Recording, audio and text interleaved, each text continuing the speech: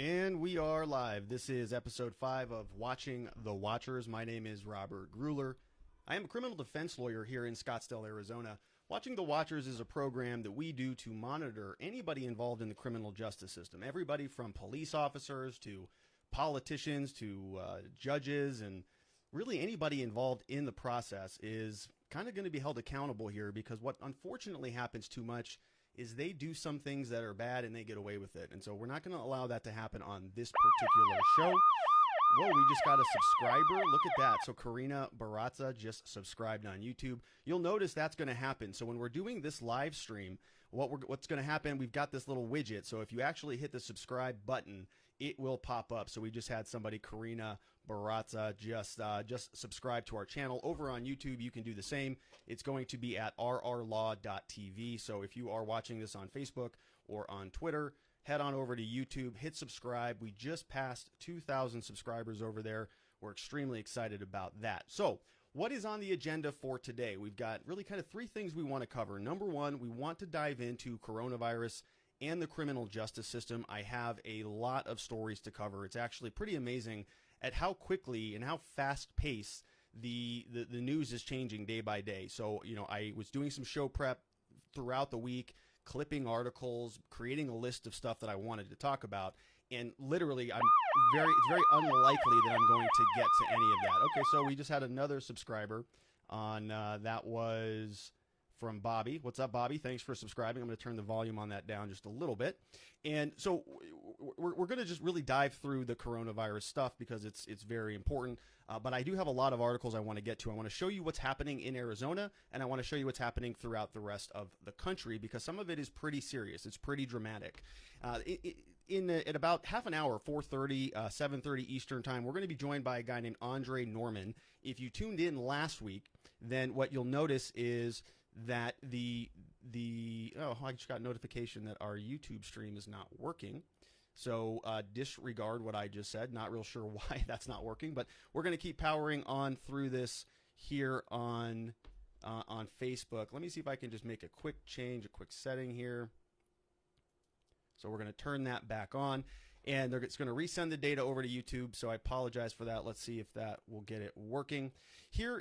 So Andre Norman was going to be on the show last week. He didn't make it. We had a time zone miscommunication, but he has assured me that he will be here this time. So he'll be here in about 30 minutes, Andre Norman, and he's a very, very interesting guy. I think you're going to learn a lot from him. He's got a lot of interesting perspective to share because of the fact that he spent some time inside prison. And obviously, that is sort of a point of contention right now between a lot of different policymakers. Should we let people out of custody? Should we keep them in custody? What are we going to do about our prison and jail populations? How is the coronavirus going to be impacting all that we're doing throughout society in terms of our criminal justice system? So he's going to shed some light on that. And then finally, we're going to get to everybody's favorite part of the broadcast, which of course is the Bad Popo segment. So once again, the YouTube stream is not working. I'm not real sure why that is. So find us over on Facebook.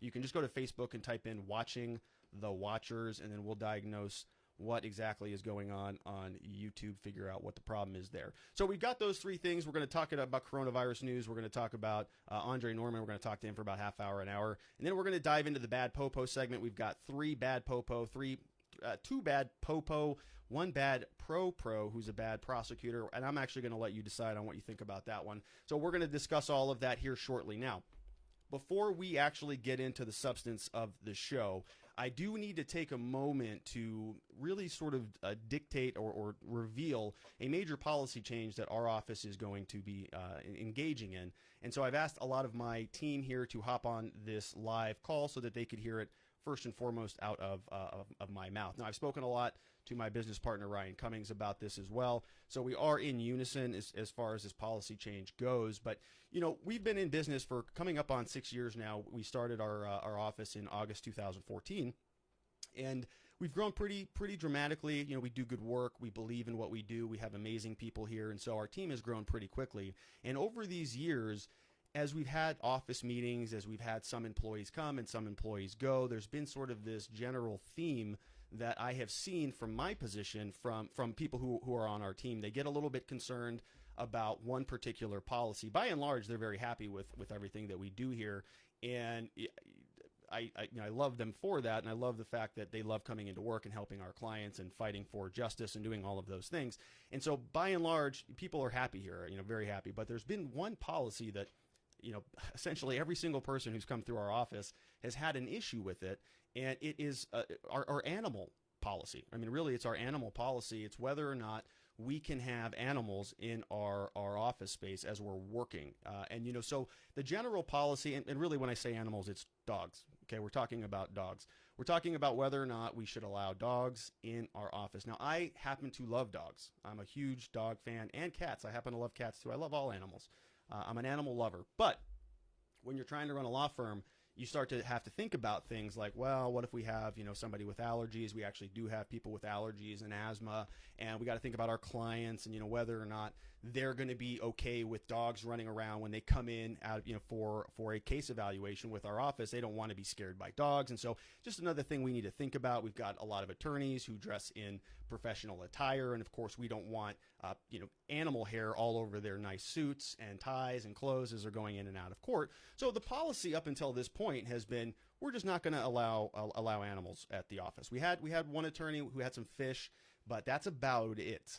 And so, that's been kind of a strict policy. Ryan can back me up on that. We've been pretty stringent on that. And so a lot has changed over these last couple of weeks. We've been seeing some major shifts throughout the world and the way that we conduct business, the way that our society operates. And so, in response to coronavirus and COVID-19, what our office has done is we've transitioned to working remotely. For most people are working remotely. I, of course, am in the office right now. Our office is deemed to be an essential service. In case anybody's forgotten, a lot of my old friends who gave me a lot of grief.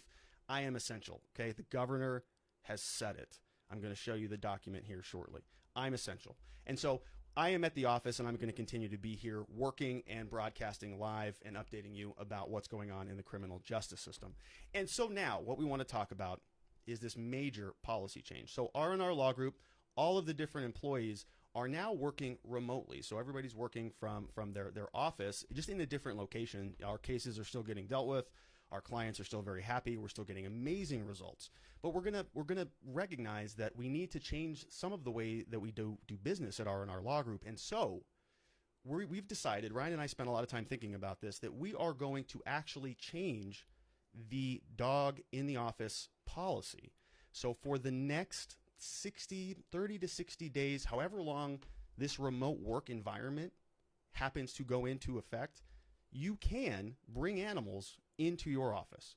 So as long as you're not at our headquarters in Scottsdale, the no dog in the office policy has now been lifted, and you can bring your dog, you can bring your cat, you can bring whatever animal you want right into your office, right there all day long if you want. In fact, you never ever have to allow your dog to leave, period. They can just work with you all day long. That is the policy, just provided that they don't ever make it into our office. Then you're good to go. So that is the major policy change. I want to thank you for allowing me to stream that to the rest of my team. You guys are free to have dogs in your home office and have a lot of fun with that. And don't ever say that Ryan and I never did anything for you.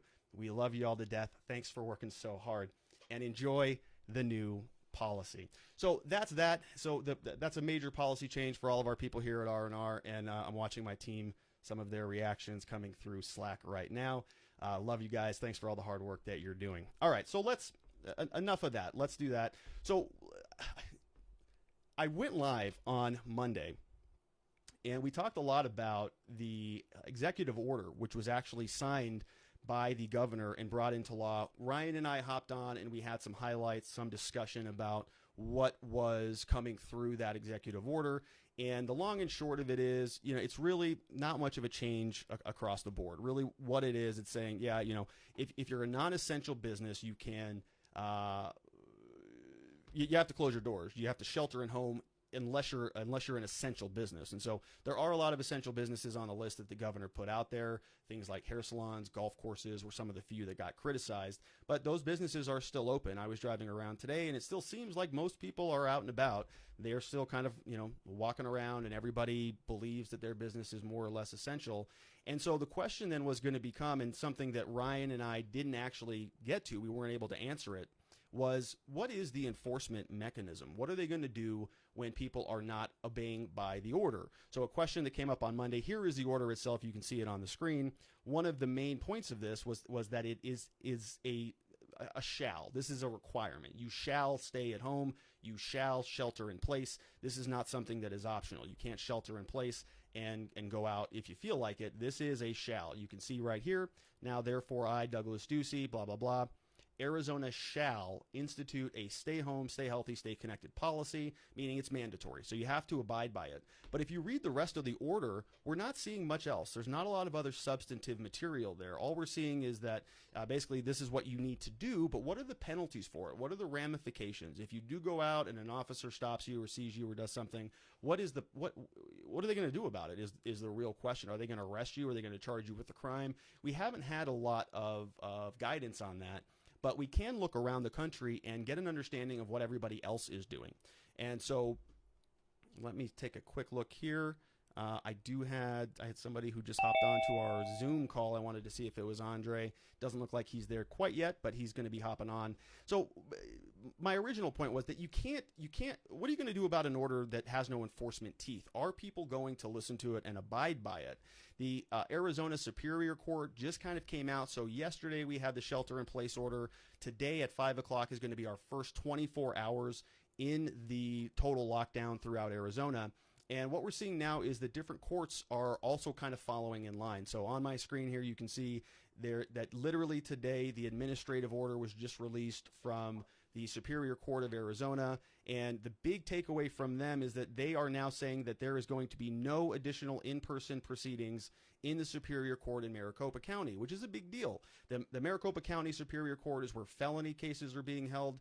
These types of cases are the ones where people go to prison. And, so the reason why traditionally that they require you to be there in person is because of the fact that so much is at stake. If they're going to be taking you to prison or taking you to jail, they are really sort of depleting your freedom, and they want to make sure that that you're there and you're cognizant about what's happening in the case against you. So the courts are also shutting things down. Now, back to my point about enforcement. So we didn't have any guidance. The executive order came out just yesterday, and it was signed into law. It's going to go all the way up through April 30th. But then our Attorney General, Mark Brnovich, came out, and he said that police and sheriff deputies are legally entitled to enforce proclamations and orders issued by state and local officials. So he came out on a formal opinion, and he said that basically mayors, anybody else, they can all declare emergency, and then they all have the ability to enforce these orders. So now we've got the Attorney General, who is sort of the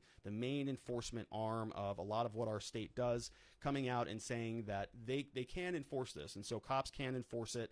Now, having read through the article, I didn't see a whole lot of specific potential crimes that an individual can be charged with for violating the stay-at-home order. The closest thing that Attorney General Mark Brnovich came out and said was that basically it could be a failure to obey a police officer, which is a really broad catch-all type of an argument. It's a catch-all law. Basically, it says that anybody who knowingly fails or refuses to obey any lawful order or regulation is guilty of a Class 1 misdemeanor. So it is a fairly serious offense in Arizona. A Class 1 misdemeanor is going to be the same thing as a DUI or a domestic violence. It's going to be things like a disorderly conduct or assault. They can be serious offenses. So if you are out and about, the Attorney General apparently has said that law enforcement can exercise their authority, and the most sort of in-kind type of crime that they can charge you with is going to be failure to obey a law enforcement official, which is a Class 1 misdemeanor. Technically, under Arizona law, 6 months jail, $2,500 fine, and up to 5 years of probation. So it's a fairly serious crime. We're going to see whether or not they actually end up charging those offenses. We have not seen any thus far. In fact, we have seen that people are actually crimes are being filed a lot less. So our numbers show that things are going down across the board. Now, what are other places doing? So we can look to some other parts of the country and we can say they are further ahead of us. They are sort of higher on the curve. More and more people are being affected. Their systems are sort of a little bit more deteriorated than ours are currently. Arizona is sort of not really been hard hit as far as I can tell. I mean, at least relative to some of these other places at this time on April 1st, relative to some other places like New York City or San Francisco or LA. These places have a bit of a higher density. Their death rates are higher. Their active cases are higher. And so they're under a lot more stress than we are at the moment. Now, it doesn't mean that we're not going to trend that way, but we can look to them as guidance. They can be instructive. What are these other states doing? Are they actually arresting people? So what's happening around the country? Let's take a quick look. So here's what we have going on in Washington, D.C. So you can see here on my screen that the D.C. mayor threatens jail time for leaving home during coronavirus. So this is somewhat similar to what we had just seen with Mark Brnovich. The D.C. mayor is saying that her name is Muriel Bowser. She is threatening residents of D.C. with 90 days of jail and a $5,000 fine if they leave their homes during the coronavirus outbreak. So that's significant. 90 days of jail. Now, I've made several videos on the coronavirus and the criminal justice system thus far, and it's basically been the topic of the last three videos or 4 different live sessions now. And one of the main takeaways from my perspective was we absolutely should be keeping more and more people out of custody at this time, because we've seen from my own personal experience traveling around the jails and the prisons, my own communication with people who've been inside, the conditions in there are just less than ideal. And we are going to hear from Andre here in a little bit, who can of course shed some light on more of that situation. So what the point is that the enforcement mechanisms appear to be getting more and more serious. The DC mayor threatens jail time, and that's just one location. We've got some other examples. So in Honolulu, 2 were actually arrested and 70 were cited. So where the mayor of DC is actually taking, or just kind of threatening people, saying that if you are out and about, we are going to put you in jail for 90 days and give you a $5,000 fine. In Honolulu, they are actually arresting people. So on my screen here, 2 arrested, 70 cited for violating stay-at-home orders. They've issued 70 citations for violating those orders, according to a police spokesman. It's a misdemeanor offense there. The Kauai Police Department, they're going to establish actual checkpoints around the island, and then they are going to start enforcing stay-at-home orders. So this means if you're running an errand that they're not going to be considered essential, they can make an arrest. I have said many times we should put less people into the system and get more people out of the system. So, it's a difficult sort of conversation for law enforcement to have. What should they be doing here? Should they be citing and releasing? Should they be actually arresting people? If they're going to arrest people, what are they going to do with those people? Are they going to separate them? Are we going to see high-risk people put in one jail? Are we going to see low-risk people put in another jail? So it's a mess. And, I was talking to some of other people around my team about kind of what the boots on the ground are saying. And we're seeing more and more people who are not actually being arrested. They're being cited and released. So a story came through from somebody on my team today that they were speaking with a potential client, and they said that they were stopped. The officer was going to arrest them, but actually took their temperature and decided that we're not going to do that. Said, nope, you're a little warm, and we're not going to take you into custody. So that was something that we don't hear about every day. Most of the time, at least in Arizona, people are getting arrested. So that's what's happening out of Honolulu. A couple other stories. We've got Rhode Island, who is being very aggressive and actually hunting down New Yorkers who are seeking refuge. So this story came from Bloomberg, and it was on March 27th, 2020, so just a couple days ago. Says that Rhode Island police hunt down New Yorkers seeking refugees. So basically what's happening is the National Guard is going house to house and searching for people who have traveled from New York,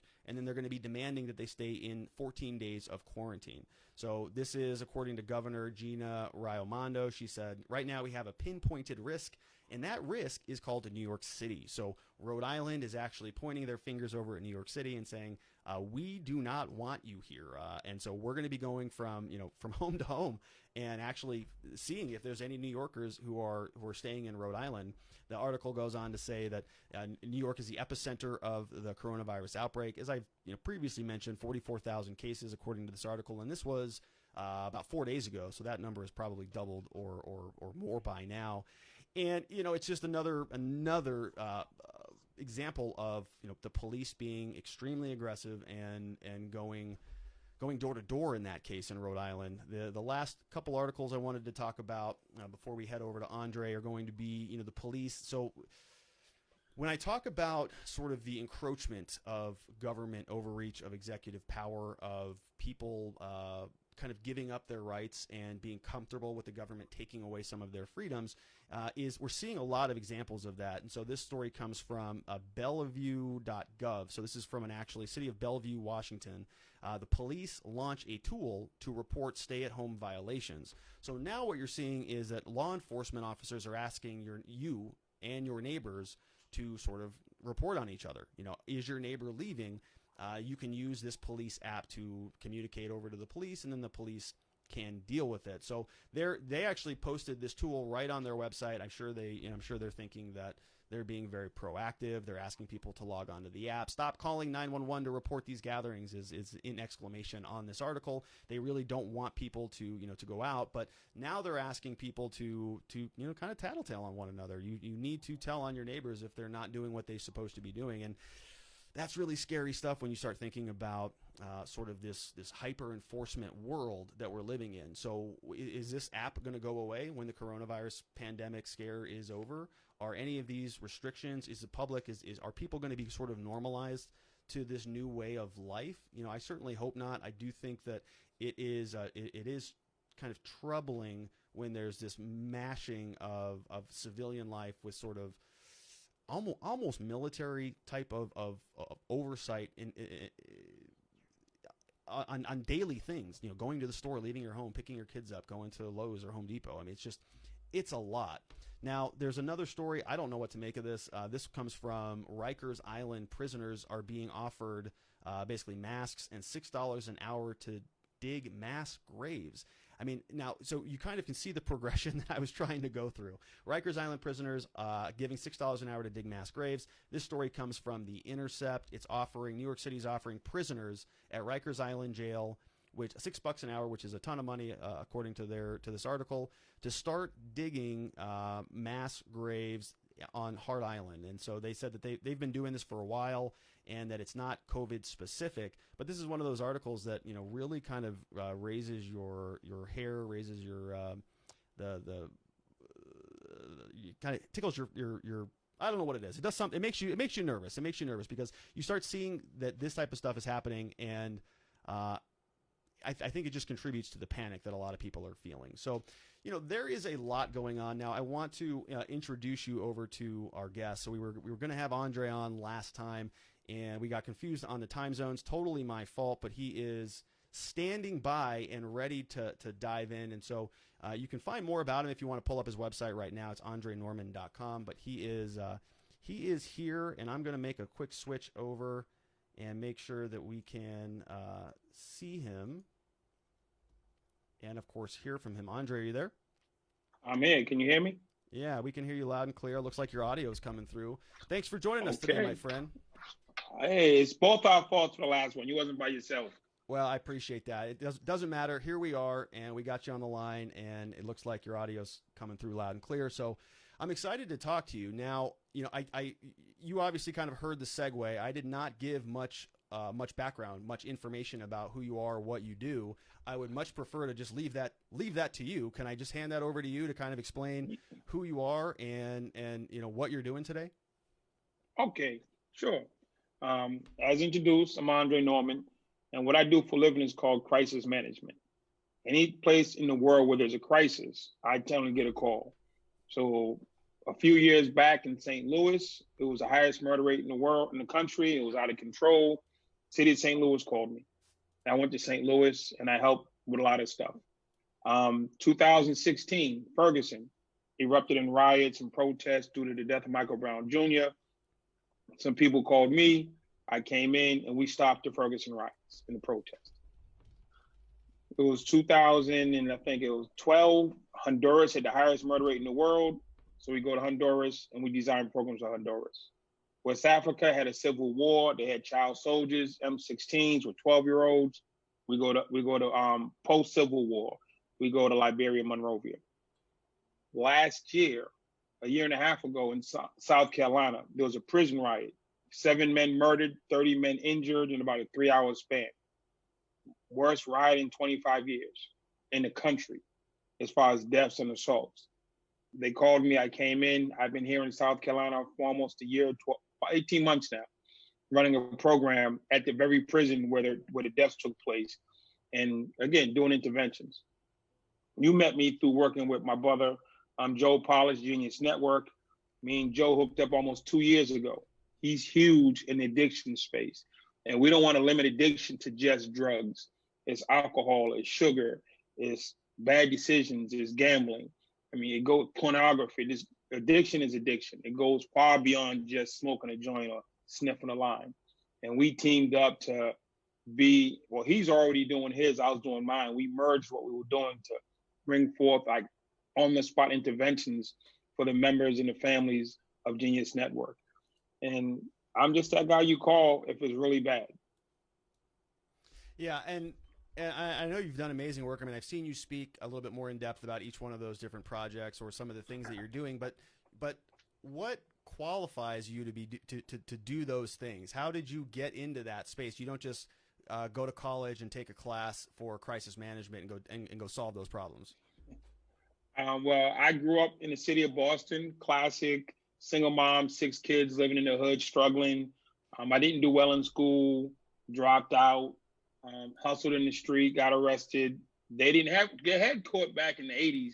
There was no coronavirus. I needed corona back in the 80s to put my case on hold. Yeah. But went to court, got sentenced to over 100 years, 7 to 10, 2 9 to 10s, 2 10s, 2 15 to 20s, 2 3 to 5s, and a 5.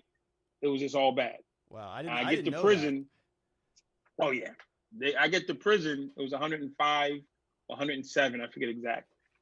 I get to the penitentiary. I'm 18 in a maximum security prison, scared to death.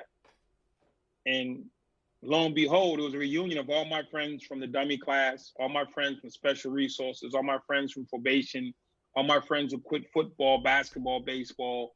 It was just like a quitters reunion. We were all there. And I knew like half the prison the first day. Long story short, I spent 6 years. My first 6 years I spent being a psychopath.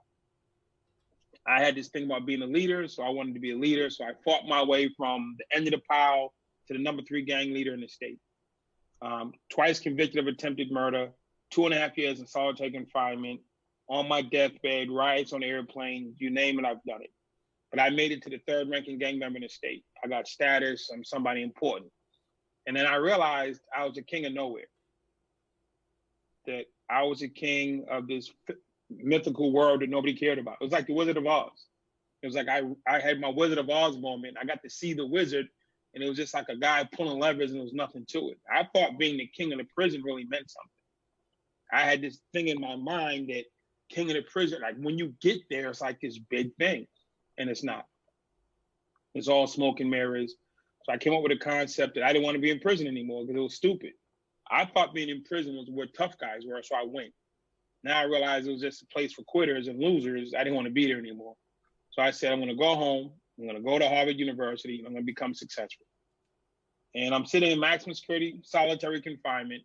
They're trying to kill 8 people. Just got 10 years added to my sentence. And I'm the 3rd ranking gang member in the state, and I can't read that well. But I had this concept of going home and being successful. Told all my friends, they thought I was crazy. I called my parents, they thought I was crazy. There was nobody who believed that I could go home and go to Harvard. So I said, okay, I'm just have to do this by myself. So I went back to school, got my GED, started going to counseling because I had a slight anger management problem. I just started going to programs and programs and programs, everything I get my hand on. I stopped selling drugs. I stopped beating up people. I spent all my days just going to classes and self-help groups. It took me 8 years, but I overturned one of my cases. I got my life under control. got out of prison in 1999 after 14 years. And I just started immediately working in the inner cities, working with poor Black kids that looked just like me, who were on my track. I started working with the boys first, then the girls. And I started working with teachers who had these kids in school and couldn't handle them. And I started working with detention specialists who had these kids in lockup and couldn't handle them. And I started training police officers who was chasing these kids down and couldn't handle them. It just kept growing.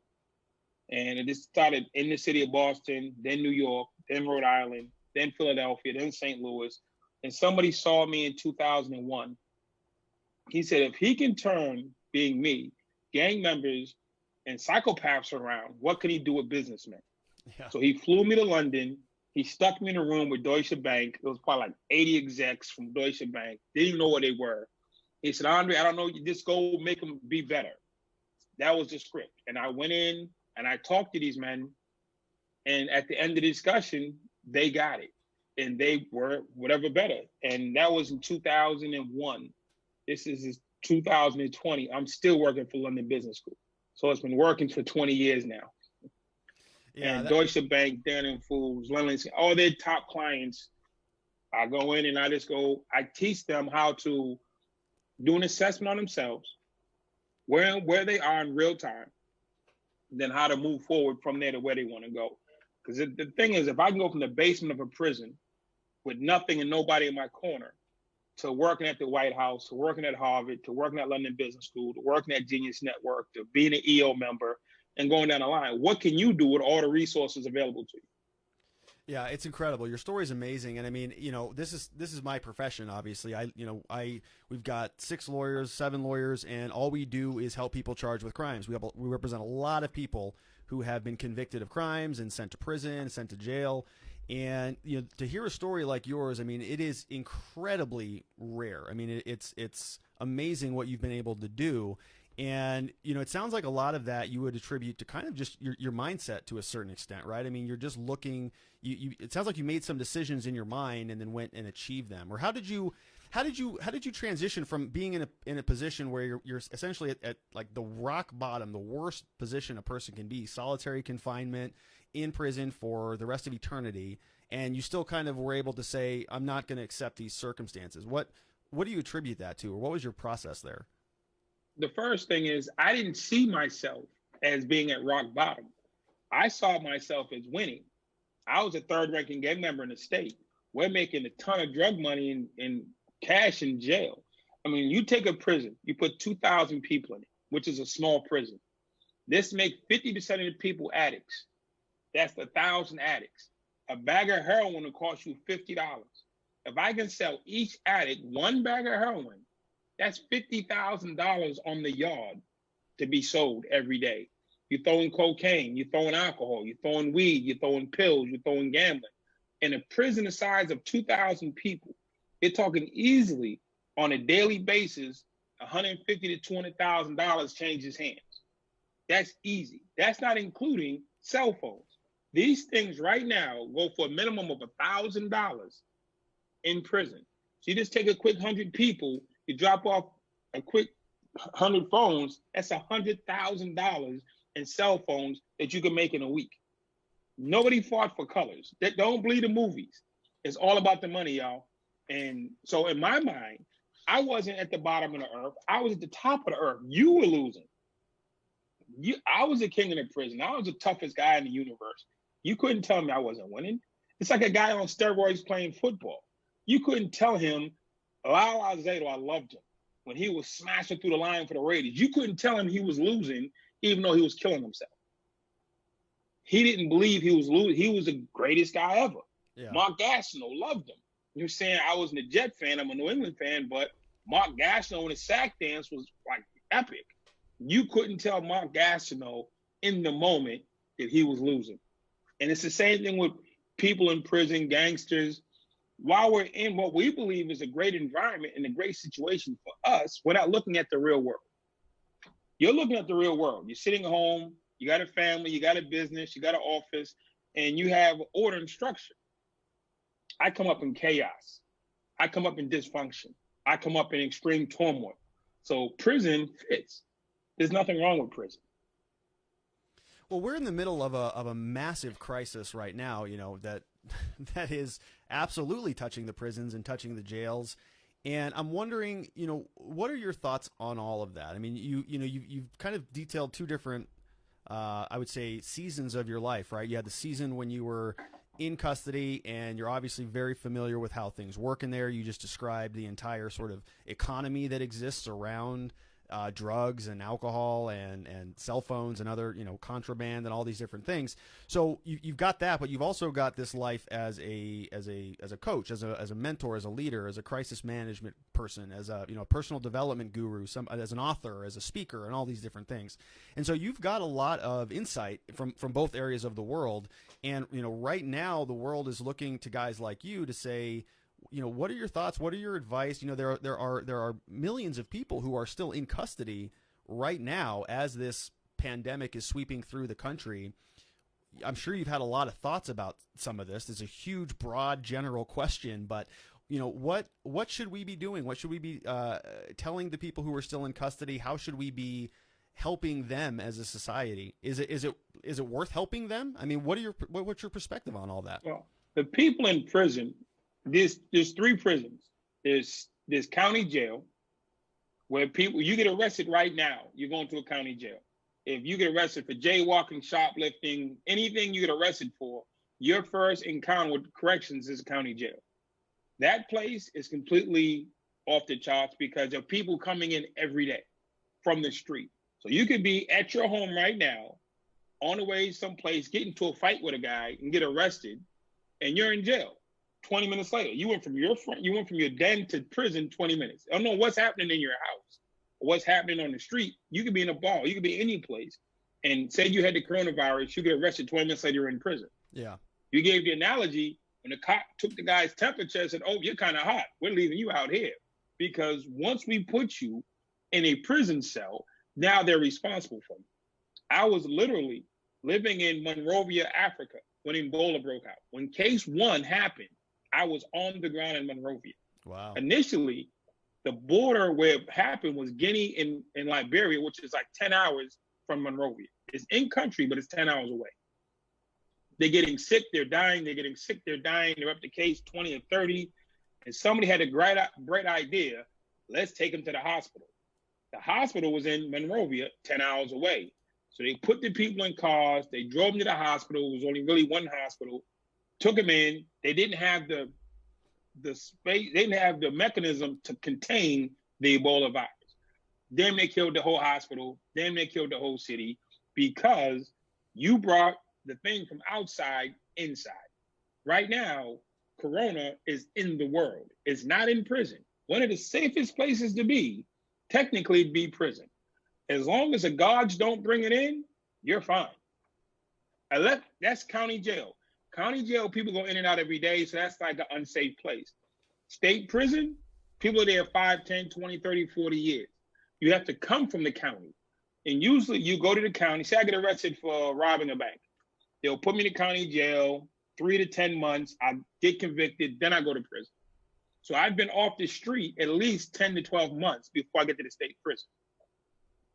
So the people in the state prison, for the most part, are immune or safe from coronavirus because you can't walk. Right now, there's nothing you can do to go from your house to a state prison. Nothing. You have to go through the county jail system. So the state and federal prisoners at the upper levels are protected except for the staff. If the staff comes in with it, then it's all bad. Because now you have a place that doesn't have the world's best medical treatment. Guys who are living in close quarters, if not 3 or 4, 10 guys in a cell or a room or open dorm, it'll be over in like 20 minutes. Yeah, and I think there are at least in Arizona, the numbers that I saw was they were testing. This was, I think, yesterday. They were testing 6 people who were suspected of having coronavirus, but we don't have results yet on that coming back. But yeah, I mean, I agree. I think as soon as one person gets it, right, isn't the likelihood that it's going to spread throughout the entire jail? I mean, you have to ask yourself, is it a county jail? Is it a state jail? Or is it a federal prison? If you're in a county jail, everybody's coming up the street day after day. If you're in a state prison, Anybody who's coming in that building that's a prisoner hasn't been on the street in over 10 months. Yeah. So the likelihood of them having it would be next to none. The concern at a state or the federal prison level would be the staff. In a county jail, it could be anybody. Yeah. Everybody's coming in and going. Yeah, we've seen sort of a split happen. You know, you have the ACLU, you have a lot of criminal defense attorneys, you have myself included, you have people who think that we should do what we can to sort of depopulate a lot of these government jails and prisons. You know, how can we release people so that they can go home to their families, they can get, you know, they can care for themselves, they can get treatment outside of that facility. And so we were encouraging people to, you know, to make less, the cops essentially, make less arrests, cite and release people, don't book them, don't put them into the county jail where they're just going to sit and stew with other people. Cite them, give them a court date in 60 days, let them come back, you know, in 2 months after things have calmed down a little bit. But the idea is to put less people in jail, or even let people out of the jails. So the people who are in there for non-dangerous, you know, non-violent offenses, drug offenses, and, you know, we have all sorts of stupid crimes, as I'm sure you know, that people get arrested for and booked. So, you know, I think that sounds great, but on the other side, you've got a lot of these other politicians who say, we're not releasing anybody. Faith brought me an article earlier that said, I'm not going to cover it today, but basically said that one of the prison officials in Arizona said, yeah, you can file whatever you want. We're not releasing anybody because, you know, in their mindset, these people who are then released are going to go back into society, and they're going to cause all of these different problems. Like, you know, essentially they're releasing a bunch of criminals back into the community. How do you see that issue? I see that as whoever made that statement, we're not releasing them because they're going to go out and cause harm.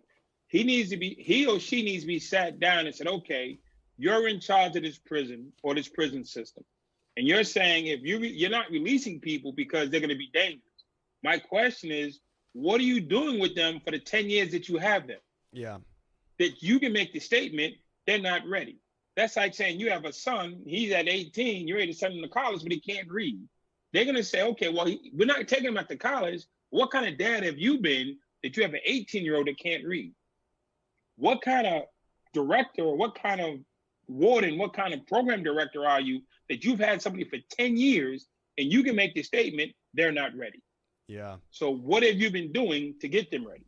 Yeah, it's an interesting question. It's an interesting perspective. It was this guy, actually. So this guy is Doug Patak. He's a spokesman for Doug Ducey. And yeah, and Faith brought me this article, and he came out and he said, essentially, the state isn't expected to release inmates from prisons for reasons related to COVID-19. We're going to protect public health and public safety. Therefore, we're focused on our correctional system. We will not be releasing prisoners. So, I mean, he's pretty unequivocal, like not even open for conversations, not we're looking at it. It's just they're staying in there.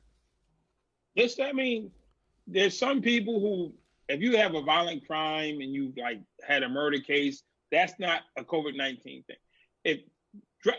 Selling marijuana was a crime not that long ago. Now it's legal. Though that's a whole group of people you can just kick out. Yeah. It's no something, let those folks go. Then there's like nonviolent offenses that don't include domestic violence or domestic restraining orders, shoplifting, drug offenses, letting these people out would be a lot better with or without CD-19. They just need to be let out regardless. Yeah. They just need to be let out because it's not making a better America. So to make America great again, keeping a bunch of people in prison for crimes that are now legal doesn't make sense to me. Yeah, I completely agree with that. In Arizona, it may surprise you, but marijuana is a felony still. It's a class 6 felony. Possession of marijuana, possession of drug paraphernalia, it's still a felony. You can go to prison for it. You can lose your right to vote, lose your right to own a firearm, all for marijuana and other drug offenses. It's crazy here, but there are people who are spending time in our county jails and our prisons because of marijuana offenses. I'm still trying to figure out the losing the voting privilege part. I mean, they've never made that one make sense to me. Yeah. Okay, I steal a bike. I get arrested. You send me to jail for 6 months. And because I stole a bike, I can never vote in an election again. Yeah. Yeah. They've never made that make sense to me, ever. It doesn't make any sense. It's just a way for them to kind of create kind of a subclass of people who've been through the criminal justice system, and they're just going to stigmatize them by saying, you're a felon, you don't get the same privileges that we do. It makes no sense at all. You've paid your debt. You entered into an agreement with the government whereby you said, I'm going to go do these things, and upon completion of that term, my debt's been paid.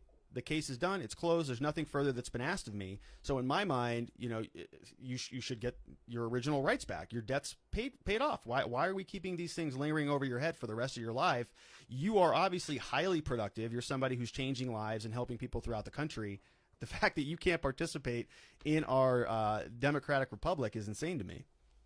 How's this? I've been home 20 years. I've worked all over the planet. I save lives. I create programs, white, black, Spanish, old, rich, poor. You name it, I've been there. From Guatemala to Saudi Arabia to Honduras to London and Sweden. I help everybody whenever. I came to Arizona. I tried to rent an apartment. There was somebody who told me, you can't. I filled out 5 applications. I work at Harvard Law School. Yeah. They told me, you can't rent an apartment because you committed a crime back in 1988. And they refused all 5 places to rent to me. Yeah. Based on things that I did in the 80s. Now, they were bad things, but the guy who was telling me no wasn't even born in 1980. I know. He was like, no, you can't live here. I'm like, dude, here's my credentials. Here's my resume. Who do you want a reference from? I can probably get the governor to call you. Didn't matter.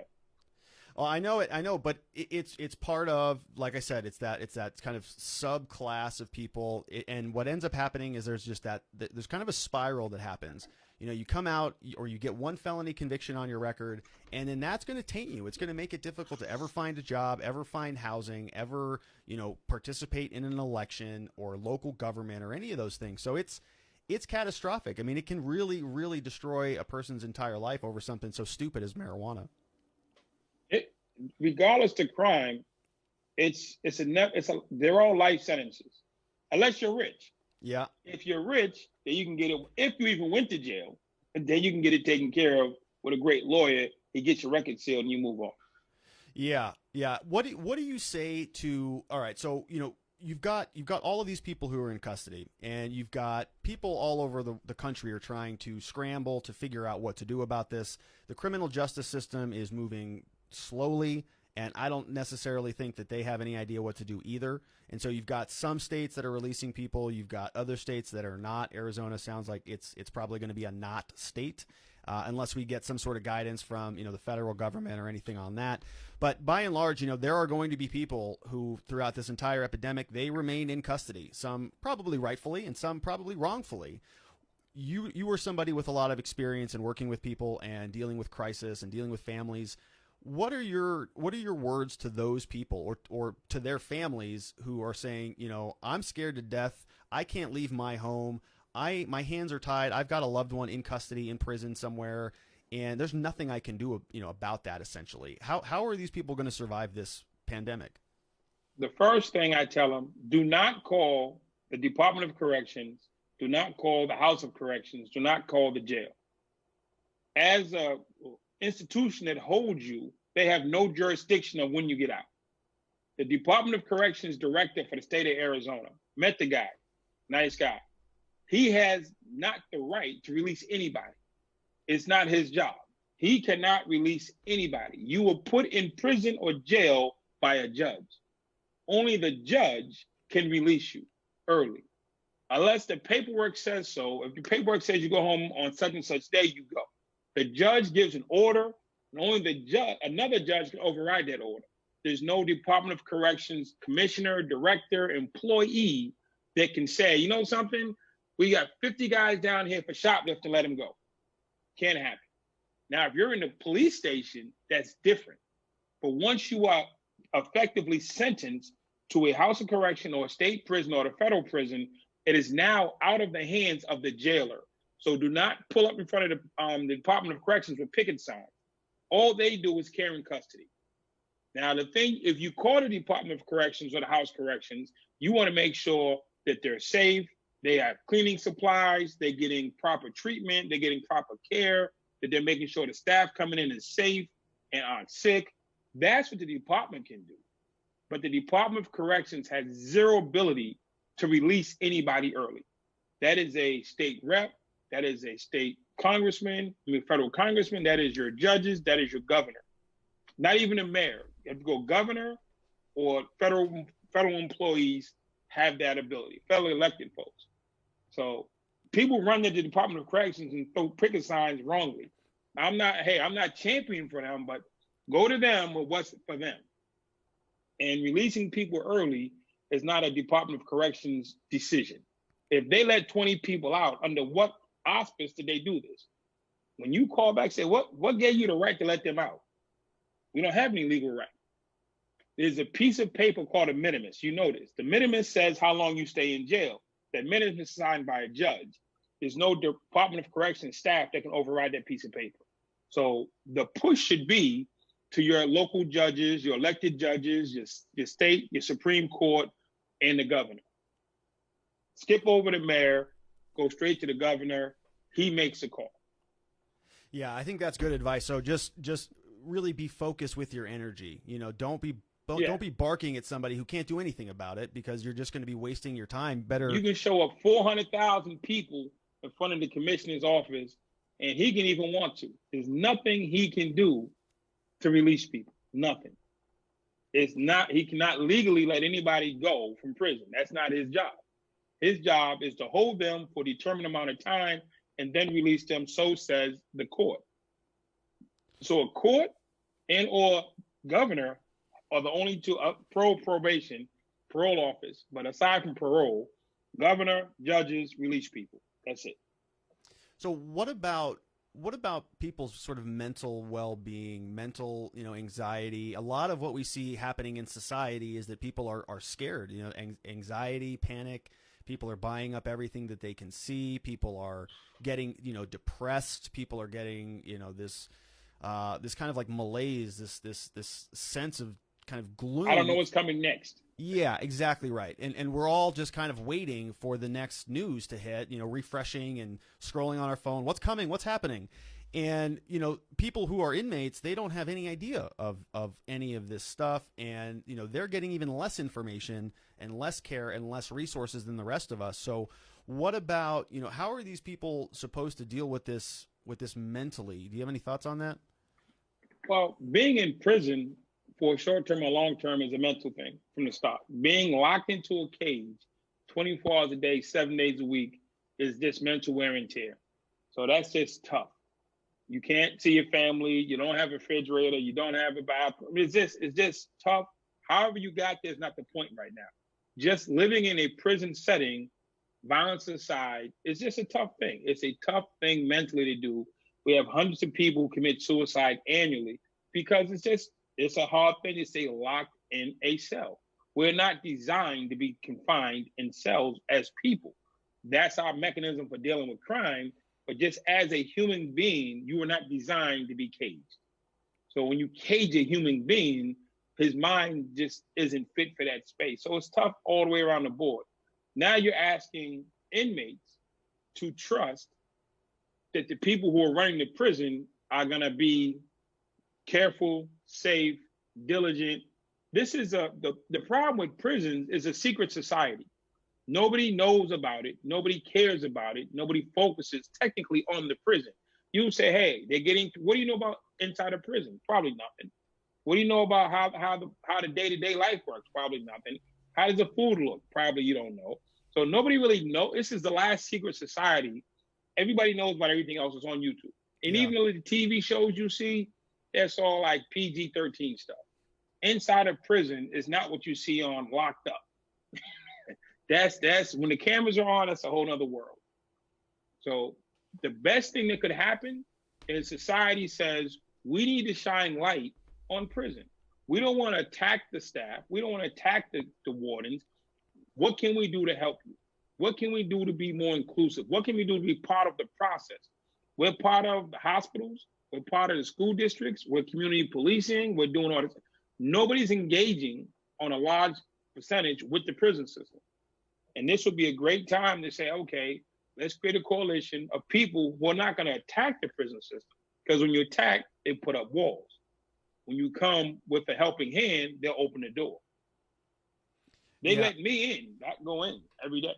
Yeah, yeah, you have good access, right? I mean, you're in and out a lot, and you're kind of spreading the message that the message of hope, and that you can really sort of change the way that you view your current situation, right? I'm sure there are people who go into custody and they're angry and they're bitter and they just choose to live the rest of their time in that frame of mind. But you are not that, right? You've gone in and you've No. advocated and you've said, hey, I can show you a better way to think and live and sort of embrace this season of my life. Well, I just sent you, I don't know if you get it, a text with, I don't know how to put it up there. Yeah, let me see I it. don't know if you can play. I don't know if you can play that or not. It's like a 3-minute video of the program that we run at the prison. Yeah, I But, can't. Yeah. okay, cool. Yeah. Keep talking. Let me do some stuff on the background here. The bottom line is, I go in every day because there are kids who have parents who are in jail. 5, 6, 7, 2, 3, 5 kids who have parents in jail. And if we don't help these parents become better people, we're going to have, again, like the man said earlier, we're not letting anybody out because they're dangerous. How can you hold somebody for 12 years and not make them better at all? Yeah. How do you hold somebody for 20 years and not say, hey, let's try to make them better? The system that's currently set up doesn't work in regards to making people better. When 70% of people that you let out go back, says it's not designed to keep them out.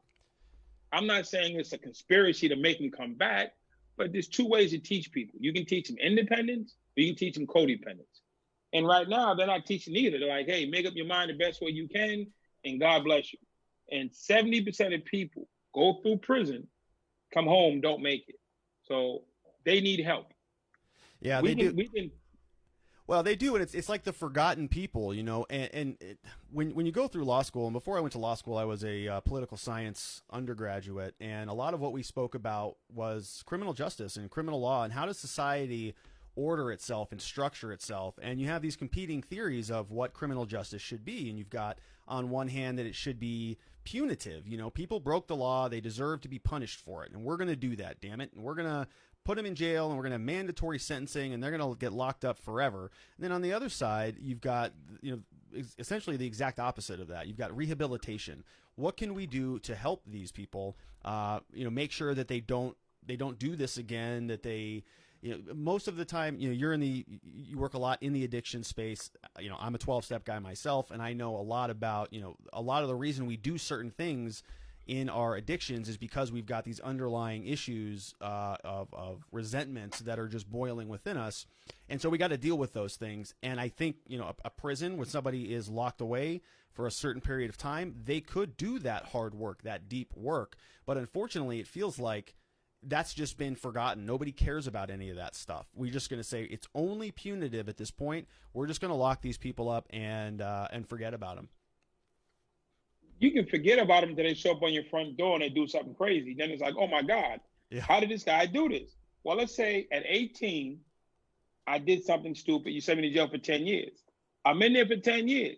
My punishment, what is my punishment? Being confined for 10 years or being confined for 10 years and not being taught anything? Yeah. Because there's a difference. I'm not saying, hey, this guy that's got a 10-year sentence, send him home with a bracelet. If he or she earned the right to be in jail for 10 years, I'm not arguing that. Let them do the 10. But my thing is, why they spend their 10 years locked in a cell every day, away from their family, deprived of all human rights, that's right. Why can't we teach them to read? I'm not saying, hey, get a guy a softball league. If you have a guy in prison for 10 years, why can't we teach him to read? Yeah. Why can't we teach him to weld so when he comes home, after he finishes his punishment sentence, that we're not trying to get around, he can go on with his life. Yeah, I agree with that. I don't know why more resources are not put in place to make those things happen. You don't need more resources. It doesn't take, this isn't a money thing. It's a commitment thing. In South Carolina, the director, Brian Sterling, has said, I want the people to be better. So he brings myself in. He has a group called Vera. He has all these programs. Some volunteers, some he pays for, some paid for by grants, who come in, and I teach violence reduction. So I teach how to not kill people, how to deal with your violence, your inner anger. Then there's another group that deals with reading, English as a second language, health. And his other group comes in and deals with spirituality. He's flooding the prisons with people who are teaching folks while they're doing their 10-year punishment how to become better people, because 85% of people are getting out. So you can say, hey, let's dismiss the 15%, and I'll tell you the truth about the 15%. If you say, Andre, what one group of people would you want to make the best of the best in prison? I'd say your lifers, because they're going to be there and they're going to be the catalyst that everybody's going to engage with when they're coming through. There was an old guy named Gordon Haas. He was doing life, never getting out. Old white guy from the suburbs. I'm a young black kid from the city. He tapped me on the shoulder one day and said, Andre, you need to do this program. I've known Gordon for 10 years, respected him thoroughly. And because Gordon said it, I did it without question. And that was a program that changed my life. He didn't have to say anything to me. He could have said he's black, he's from the other side of town, he's not Catholic, he's this, he's that. He didn't have to speak to me at all. Nobody thought anything of it. But because he got his life together, and because he has been through all this transformational stuff himself, and he's accepted his sentence, he says, I'm not going to be miserable about this. I'm going to help other people. And a lifer helped change my life around. Yeah, that's amazing. I think that's actually brilliant, right? So the idea is you want to create these sort of pillars within the jails, within the prisons, who are going to be there for a long time, and then they can be the catalyst to pass the message on down to the next guy. It's almost like a 12-step type of being of service to the next guy who comes in. You have people who you have 15% of your population in prison. If you're talking about 2 million people, you're talking about almost 250,000 lifers. Yeah. That's 250,000 people ain't going nowhere. If you taught them, instead of being drug dealers and crazy and knife wielders, to teach them to be leaders, directors, helpful, supportive, AA sponsors. That's what we're doing now with Brian Sterling, is we're teaching not people who are going home in 2 weeks. 80% of my unit is doing life. He didn't put me with the guys going home in 2 weeks. He put me with the violent felons, the guys who are doing life and life plus. If we can get them to buy into a better culture, then it spreads. You teach 20 guys who are going home in 3 weeks, it's going out the door with them. Yeah. You teach 20 guys who are doing life, it'll stay inside the wall. So it's not more money. It's, do you want to make people better? And it's 50 directors in this country. And somebody has to say to them, or individually, collectively, not let everybody out, but do you want to make this system better? And what is your plan for that? Because the plan has been just hold them and keep them from killing each other as best you can, killing themselves as best they can, raping each other as best they can. That can't be the directive. The directive is, how do we make them better? And it's not cut their sentence, it's cut them a break and teach them how to read. Yeah. I know, but that takes work. It feels like, to me, sometimes people would rather just throw money at a problem than actually do the hard work, because you have to find people like you, people with a passion for this, people who are willing to go in to an environment that most people find, scary as hell. Nobody wants to go to a prison and spread the message and help these people. I mean, most of society just writes them off. So you're asking these directors and these people to find, other people like you who are willing to make a massive sacrifice, and that is not an easy thing to find. I would say it's not a massive sacrifice. There are people in this country who do this work. There are a lot of people. It's not just me. I'm not like one of 20 million people. There are thousands of people who do this work. Prison Fellowship has been around for years. There's a lady named Kat Holscomb. She runs a program in California. There's thousands of people who do this work. You don't have to make people do this. You just have to be willing to open the doors and let them come in and do it. I have retired Marines. I have Marines on my team, retired Army on my team. I mean, these guys been through war for real on behalf of the country. So one of the things that I did was I got retired soldiers, and black guys from the hood who went and served, who come in, because to me, it wasn't just about teaching people to read. That's not enough. You have black men in this country who are locked up, who hate this country. They think the country is against them. They went to court. It said United States of America versus John Brown. State of Arizona versus John Brown. State of Massachusetts. It's the country hates me. It was United States of America versus Andre Norman. So there's a lot of people in prison who see the country as their enemy. So I bring in retired military guys who love this country. And they fight for this country. And some will die for this country. And they'll come in and they teach civic pride along with how to read, anger management, because the civic pride piece is what's missing. It doesn't do somebody well to let the teacher guy all this stuff and let him out and he still hates the country. Yeah. Well, so we're teaching civic pride as well.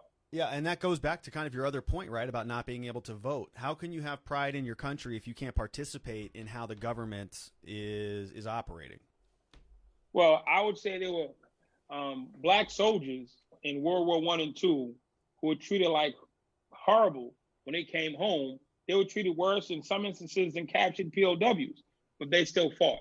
Yeah. So to say that because you're not being treated fairly isn't a reason to stand up. You just have to go back to World War I, World War II, even back to the Civil War, where black people who had less than no rights put on a uniform and died and fought and came home to less than what they were fighting against. But they did it because it was something that needed to be done. So I would say, since a large majority of people in jail are black or brown, don't underestimate if you give them the challenge of standing up and fight in spite of the country not standing up for them, they will. I love that.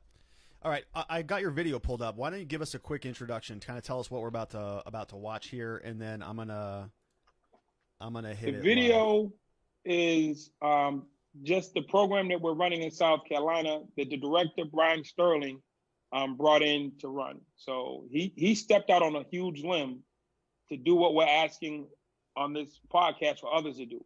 This is what we want every director to do. And this is we want your viewers to not just scream and shout or picket or line up. This is what you want to push for, specific programming that does a specific thing.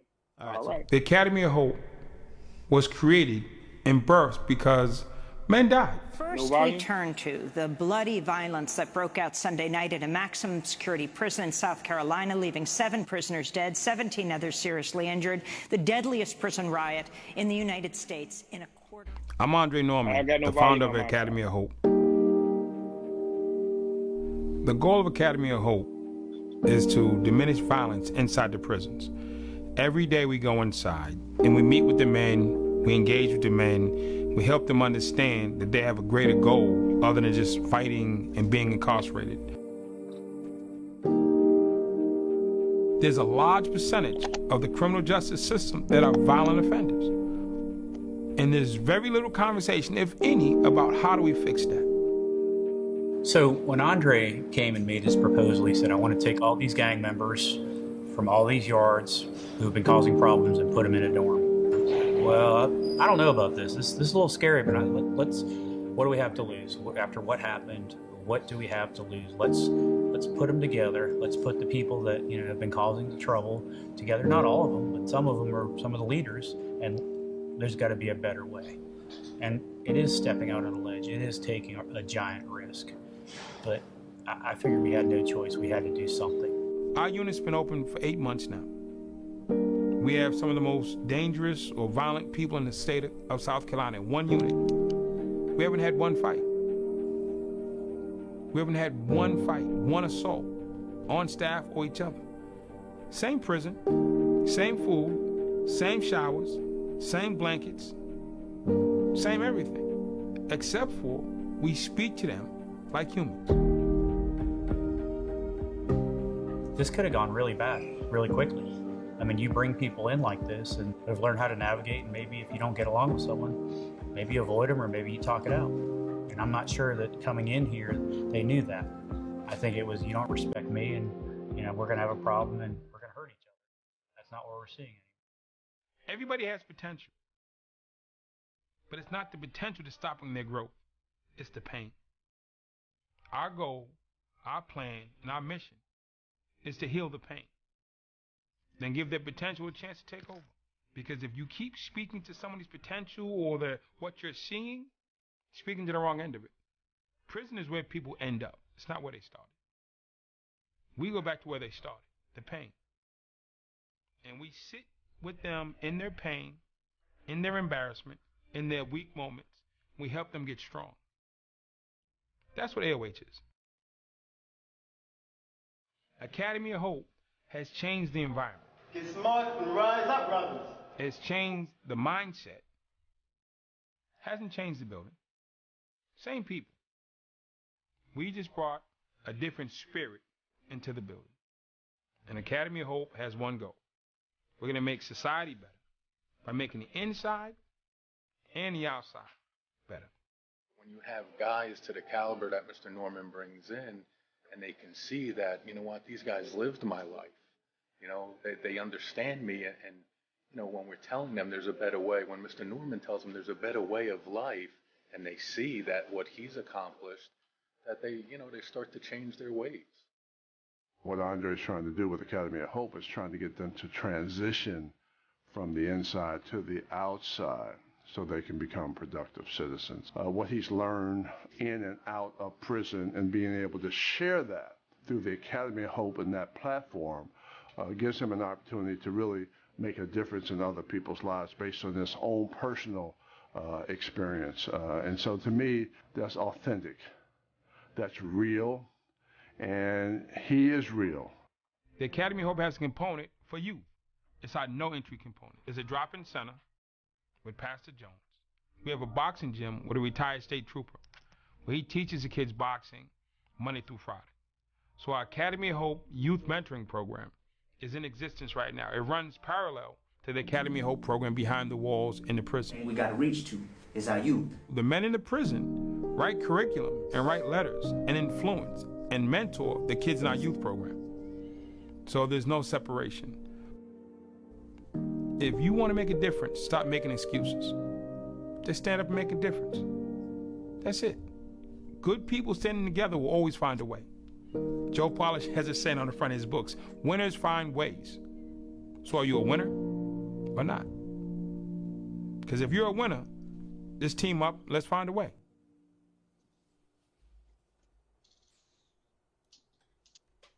That's beautiful, man. It makes me want to go out and accomplish something really, really great. It's an awesome video. I think that's probably the third time I've seen that, and it's super cool what you're doing. We had a comment on Facebook. Love this, great work, Andre. That came from a gal named Angel. So I mean, it's awesome what you're doing. Have you seen?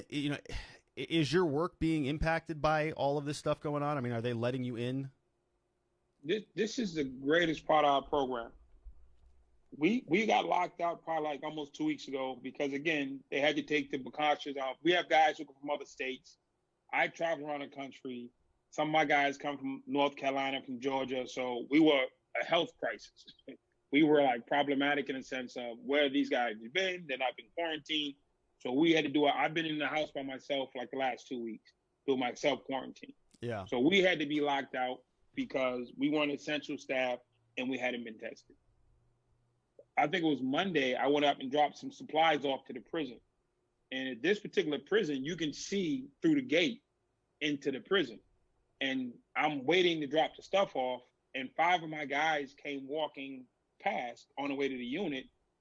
We run mentoring. I trained them to mentor other prisoners.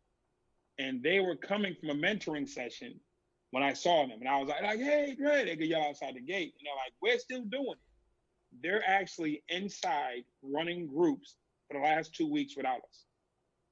That's awesome. You can teach one of two ways, to be independent or codependent. Yeah. The concept of the program is we teach the men that they're in charge and that they have to take charge. So the director let us put it in there. He gave us the leeway and opportunity, and it's actually working. That's awesome. Yeah, that's awesome. And then, eventually the vision is to get kind of back into the swing of things. I mean, eventually they're going to, the quarantine will end and you'll be able to get back in, in and out of these facilities and carry on your work. I live 2 minutes from the prison. The prison you just saw, I live 2 minutes down the street from that prison. That's amazing. I'm in Bishop, like the place at Bishopville, South Carolina. I am in Bishopville, South Carolina. It's a two stoplight town. Yeah, that's awesome. And now you're also doing. I wanted to ask you about this. You're also doing some work. You mentioned Joe Polish a couple times, and the Genius Recovery Group. Can you tell us a little bit about what you're doing with them? Genius Recovery is Joe Polish's passion and heart above everything else. He himself went through a lot of drug abuse and trauma as a young man, and he found his way out through 12 steps, AA, self-help, mentors, and guides. So now that he's become successful, and even before he's become successful, he's always been helping and reaching back out to that demographic. Now that he's like at the top of mentoring for entrepreneurs and masterminds, this isn't new for him. It's just the bigger stage he gets, the more he can do. So Genius Recovery is looking at how do we change the narrative of how do we treat addiction? How do we treat the addict? How do we treat the concept? How do we treat treatment? I mean, there's a lot of treatment centers that are designed not to help you, but to manage you. Yeah. He wants treatment centers to be designed to help you. It's a business for some people. So are we into fixing people or managing people? He wants people to be fixed, treated with humanity and kindness, and get held accountable. And so what he has set up is one of the information centers. We can get real information in real time from real people who aren't trying to sell you anything. We just want to see you or your loved ones healthy, happy, better. So a lot of times you go to somebody and ask them a question. If they're a treatment center that make money, then they're like, hey, sign up for our treatment center. Joe doesn't make money on this. He spends money on this. He spent easily $1 million the last few years just giving back to this cause of helping people with addiction. So what I do for the Genius Network members, say you're a member and your son, your daughter, you, anybody in your loved ones having a problem, you would call in and I'd be on a plane and I'd come to wherever you are to do an intervention if needed. Or you just have somebody who has a problem and you need good information, then you would call us. Yeah, I love that. Man, you're doing so much good work out there in the world. You're an inspiration in a number of different ways. How can people support you? How can people connect with you? I know you've got a book, you've got an awesome website. What do you need? No, it just came out. It just came. Look at that. That is beautiful. It's called Ambassador of Hope. And you're holding up a physical copy. I'm sure, this is, where can people find this or connect with you? Amazon. You go to Amazon and put in Andre Norman. It's my only book. It's my first and only book. So if you go to Amazon and put in Andre Norman, you missed the 99-cent special. It came out a couple weeks ago. That's all right. Pay full price, people. It's worth every penny on it. What about some other things that you need? Is there anything else that you need? I mean, is there anything else that we can do to help as a community? Any causes? Anything that we can we can link in the show notes? Helpful, there's two things. There's two spaces where I work in. There's prison reform, and what we want is for the Academy of Hope could be in every state. We come into your state and we help those violent felons become the leaders. They're already the leaders. Let's get that right. The violent felons govern your prisons now. That's hands down. They are the shot callers. They make the decisions. Let's convince them to make good decisions. Let's convince them to do healthy things other than unhealthy things. So if you go to your director, you go to your commissioner, you go to your Congress, you go to your senator, say, we will come set it up for you. We will come show you how to set it up. And that'll make it. We have had zero assaults in almost a year from a prison that had 7 dead bodies on the floor and 30 people on stretchers. We went from that to zero. And in Boston, for 3 years back in the late 2000s, early 90s, we went 3 years without one juvenile homicide. We had violence had gotten out of control, put together a program. The city of Boston went 3 years without one juvenile homicide. It's called the Boston Miracle. You can look it up. So we're looking at how do we get Academy of Hope in your state. You reach out to the government officials, you reach out to the director of your correction system and say, hey, we want this program. And we'll get it to you. And the second thing is on addiction, go to Genius Recovery and tap in and just see what's there and send your loved ones and your friends and families to Genius Recovery if they need information, because it's solid information, it's honest information from people who care and not looking to profit. Yeah, that's awesome. And then, of course, buy a copy of the book, right? The book is on Amazon. It's and it's on your website, andrenorman.com. You can check it out there. And he just held a copy of it up called Ambassador of Hope. There you go. So you want to tell us about that one?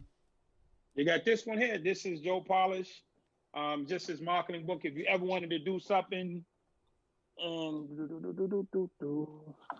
now, and you can. This is a book. Okay, this is Joe's marketing book. I read it. It's a great book. I learned a lot, improved my business dramatically. And then this is a book that he put out, Miracle Morning for Addiction. Him and Anna David made this book a few years ago. It's just straight information on how to better your life. This is how to better your business, how to better your life. Yeah, and also on your website, so your book is out, but you also have the option, people can sponsor books, right? So they can buy a book for themselves, but then they can also buy a number of these different copies that you can take to prisons, to detention centers, schools, classrooms, whatever it is you're doing. If you want to say, okay, how can I be helpful, but I don't know what to do, and you want my book to be your vehicle, first read the book. Just don't blindly buy 50 copies of the book and say, Dre, take it. If you haven't read it, I don't want you to buy it for anybody else. So buy one copy, you read it. Just don't say, hey, the guy gave a great interview, I'm going to buy 50 copies. No, that's not what this is. This isn't a chance to sell books. I need you to buy one copy, read it, then say, okay, this makes sense. And if you want to, talk to me first, and then say there's a school, there's a detention center, there's a prison, there's a halfway house, and you want to buy 20 books, 50 books, 100 books, depending, and we'll buy them and we'll drop them off at their place and they can read them. I love it. That's awesome. All right, so Andre Norman, andrenorman.com. You can send an email over to him at info@andrenorman.com, and you can buy a book right on his website or check it out on Amazon. It's Ambassador of Hope, Turning Poverty in Prison into Purpose-Driven Life, by our amazing guest, Andre Norman. Andre, man, I'm so glad that we were able to connect here because I actually learned a lot, and I really loved your insight about, the guys who are the most violent, the most serious, the lifers. Those are the ones who really should be, the kind of the focus of our help, because their changes, their progress, their growth is going to trickle down to the rest of the population. I thought it was brilliant. Exactly. And I got lights. And you got lights. You're looking sharp, man. You're looking good. Is there anything else? I just want people to be safe, not be scared. You're not alone. We're all in this together. This is for the longest time, the whole world is on the same page. You have to think, when is the last time the entire globe has had one focus? Yeah. So hopefully the entire world has had one focus for the last 3 weeks, 4 weeks. And hopefully for the next 2, 3, 4 months, we're going to have one focus. And hopefully we can literally start, instead of being scared alone, saying, no, something, let's be scared together, that we can come up with a solution together, whatever that looks like. Right now, we are all in this together, if you want to acknowledge it or not. 6 billion people with one issue. Joe has a saying, a man with his health has 1,000 wishes. A man without his health has one. Yeah. So right now, we all have one. 6 billion people have one wish. And it's the same wish. So if 6 billion people have the same desire and the same want, then we have to find a way to collaborate. Now, what does that look like? Maybe you're the one to come up with it. Stop waiting for someone else. You come up with your best case scenario, and somebody else will come up with it, and there'll be different iterations of it until the best one comes out that works. But the best one is the first one. Perfect is done. Yeah, I've never seen sort of a combined massive human effort like we've seen here. The entire globe is shifting in consciousness, shifting in efforts. We're seeing productivity in certain, productivity across the globe is mostly decimated, but the progress that we're seeing from some of the brightest minds, some of our doctors, some of our frontline healthcare providers, our entrepreneurs, our fabricators, our doctors, everybody is just acting in a way that it's almost mind blowing. how in unison and how everybody is rowing the same direction pretty quickly. You're right. I think it's a great point that we're seeing something here unprecedented. We would have got like this back when the dinosaurs came. We'd have been okay. Yeah. We all stayed individuals when the dinosaurs came. The dinosaurs didn't get together. They went independently and they went away. If we work together, we've created so much. We're able to do so much. The question is not can we do more stuff, but can we do it collectively? Yeah. Well, and we're all just doing what we can, right? We're all in our own little niches and our own little segments and slices of the world trying to be productive, be helpful, be of service to other people. And you, my friend, are a shining example of all that. And so I want to thank you for coming on the show. Everybody can reach out to you and connect with you, buy your book, and all of that stuff. So, once again, thanks for being here today, Andre. I appreciate you. All right, my friend. Well, I will see you around. That was Andre Norman, AndreNorman.com. And we're going to switch back over here.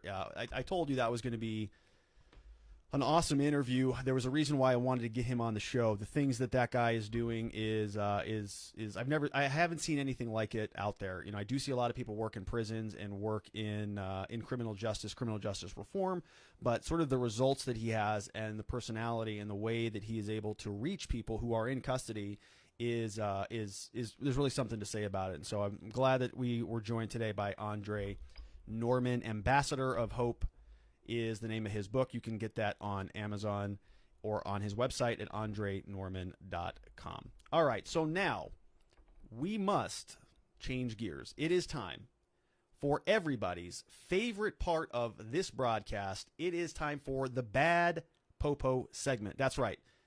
Every week we talk about some bad Popo. We got some bad prosecutors. We got some bad police officers. We've got some bad judges, some bad politicians. We have a lot of people out there in the criminal justice system who are not so good guys. They're actually bad guys, and they're kind of masquerading as good guys. And the reason why we want to make a record of the things that they're doing is because what ends up happening way too often, we see it all the time, a police officer or a prosecutor or somebody will get in trouble with the law. They will resign, or they will quit, or they will do something in lieu of being terminated. They will hide out for a little bit, and then they'll pop back up a year later, or in a different county. They'll go to a different state or a different location, and they'll get their job back, sort of to escape that scrutiny, kind of escape that magnifying glass that otherwise would be on them. They move some things around. So what we do on this segment is we just make sure that we immortalize them. So we take their picture, take their story, and discuss it here with you. That's what we're doing, is we're watching the Watchers. And so the first story today is actually in our backyard. This one is a local story. This was not an actual police officer, so not a bad Popo potentially, but actually a bad pro, so a bad prosecutor. This story comes from Arizona Republic, Arizona Central, azcentral.com. Let's get this going on here. You can see here that a former Mesa chief assistant prosecutor was charged with domestic violence in Gilbert. So a prosecutor is the person who works for the government. They represent the state. They are the ones who charge the crimes, and they carry it throughout the entire process. So when you see the people in the movies, you've got the defendant, the person charged with the crime, and they have their lawyer. The person who represents the government, that is the prosecutor. So the prosecutor is the one responsible for charging people with things like domestic violence. In this particular story, there's a woman named Patricia Tracy who is a Mesa chief assistant city prosecutor. So she's the chief assistant city prosecutor. The way cities work are they have a city prosecutor, so somebody who's at the top of the food chain, and then they have an assistant prosecutor, and Mesa has a chief assistant city prosecutor. So this is somebody who's fairly high up on the totem pole, and she was charged with domestic violence in Gilbert. Her name is Patricia Tracy. I don't know her personally. She was placed on administrative leave and then retired on March 12th, according to the Mesa spokesman, Stephen Wright. So what ended up happening is she was arrested by the Gilbert police, so a different city, and they recommended charges. And Gilbert does this. Gilbert is actually fairly no nonsense in this regard. They charge everybody for anything. They've charged other police officers from other jurisdictions. They charged this prosecutor. I've seen them charge other defense attorneys who've gotten in trouble. So they don't really, of all the cities in Arizona, they seem to be the one that is less sort of submissive to that blue line that exists, where they're protecting police, protecting, prosecutors and judges and all those different things. There have been some shenanigans out of Gilbert. We have seen that with a former judge out of there who had some things going on. So you can Google all of that. But by and large, Gilbert does a pretty kind of even across the board. They charge everybody with crimes, and this former prosecutor from Mesa was no different. So she got cited. She got charged with assault and disorderly conduct. Her 25-year-old daughter told police that her mother scratched her, punched her twice in the eye, and pulled out a chunk of her hair, according to the police report. So here we have a city prosecutor whose job is to charge people with crimes and convict them of crimes. Somebody who is the chief assistant city prosecutor, who was very likely responsible for hundreds or thousands of different criminal convictions over the course of her time there, and it was a long time. And now she's being charged with a domestic violence offense. So, this one's kind of tricky. This one is one that I wanted to leave up to the audience to decide whether or not you consider her to be a bad Popo. Here's why I'm a little bit cautious about doing that.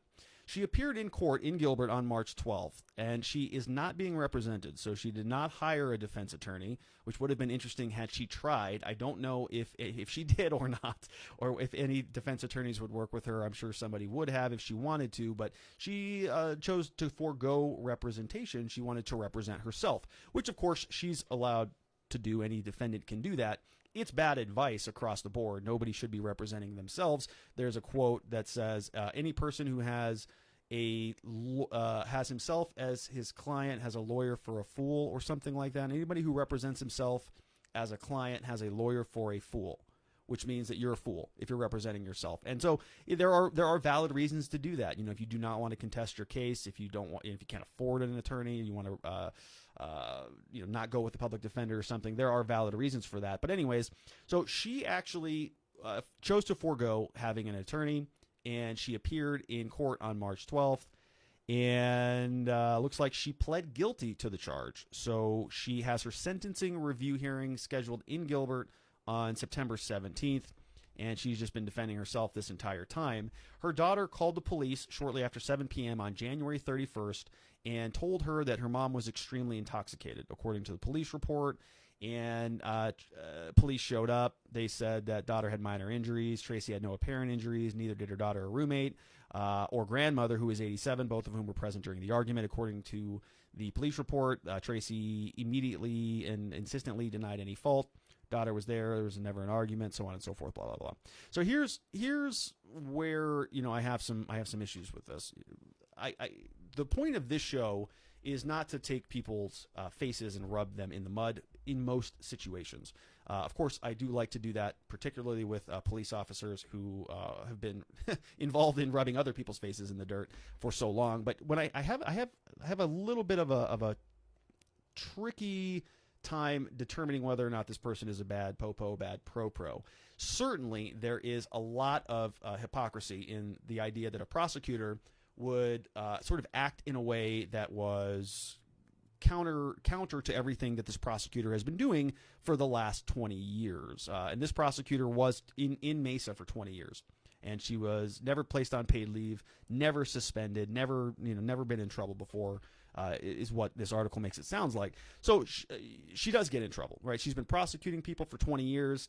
She goes and she commits the same type of conduct that a lot of the people that she convicted also committed. So then the question becomes, well, that's pretty hypocritical. I mean, how is a person going to go out there and engage in that type of conduct? Voluntarily doing that, yeah, that's a pretty big problem. But I do have some sympathy for this prosecutor for a couple reasons. Number one, people make mistakes all the time. People just make mistakes. That's what we do. The vast majority of our clients just make mistakes. They're not bad people. They just happen to have done something not legal. One particular incident, one particular night, cops come, they're being too loud. They have one too many things to drink, but they're not a bad person. And so this can happen to anybody. This can happen to prosecutors as well. They can have a bad night and not intentionally, go out there and try to sort of skirt the laws. The problem that I have with a lot of the police officers is they know damn well what they're doing is very wrong, and they go do it anyways. That's what a lot of the officers on my wall, their mugshots, indicate that. But we don't really see that here. This is a family argument. Somebody had too much to drink. There was some back and forth that happened. One thing that is interesting is that most of these types of cases actually get dismissed. I mean, they actually go away when there is a situation where there's sort of a close blood relationship or marriage or boyfriend girlfriend type of relationship that happens.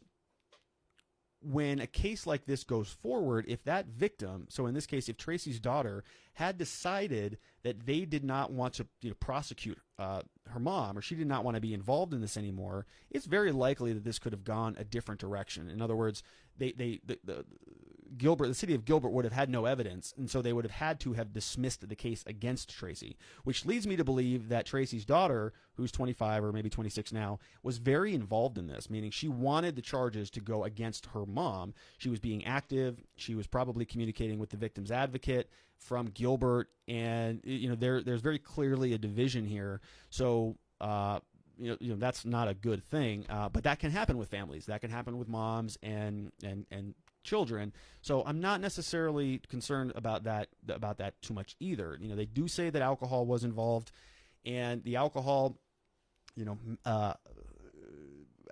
the story is lacking. In other words, I'm not sure what Tracy's doing. Maybe she's checked herself into a rehab program, or maybe she's joining AA or trying to get a handle on her drinking. Now, I'm just purely speculating. That doesn't exist in this article, but those types of things would make me inclined to say, look, this happens. Bad things happen sometimes. You get into arguments, the police are called. I don't know that the police necessarily did much good here other than arresting somebody and breaking up a fight, which probably would have been broken up anyways.